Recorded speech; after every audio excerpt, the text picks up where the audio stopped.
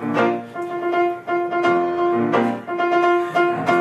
suddenly all of my confidence dribbled away with a pitiful plop. My head was beginning to swim and my forehead was covered with cold perspiration.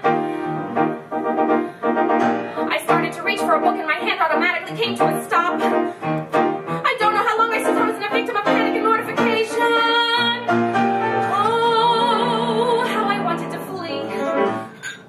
When a kindly voice, a gentle voice whispered, "Pardon me."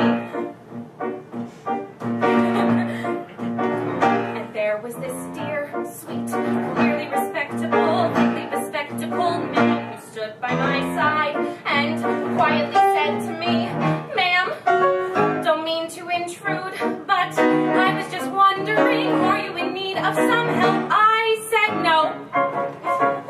Yes, I am. The next thing I know, I'm sipping hot chocolate and telling my troubles to Paul, whose tender brown eyes kept sending compassionate looks. A trip to the library has made a new girl of me, for suddenly I can see the magic of books. I have to admit, in the back of my mind I was praying he wouldn't get fresh. And all of the while I was wondering why an illiterate girl should attract him. Then all of a sudden I said that I couldn't go wrong with the way of all flesh. Of course it's a novel, but I didn't know I certainly wouldn't have smacked him. Well, he gave me a smile that I couldn't resist.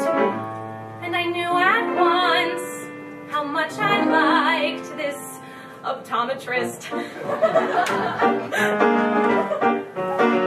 You know what this dear, sweet, slightly bespectacled gentleman said to me next? He said he could solve this problem of mine. I said, how? He said if I'd like, he'd willingly read to me some of his favorite things. I said when? He said now. His novel approach seemed highly suspicious and possibly dangerous too. I told myself, wait, think, dare you go up to his flat? What happens if things go wrong? It's obvious he's quite strong. He read to me all night long. Now how about that? It's hard to believe how truly domestic and happily hopeful I feel. I picture my Paul there reading aloud as I cook. As long as he's there to read, there's quite a good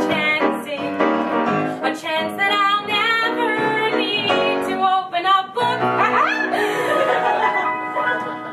Unlike someone else.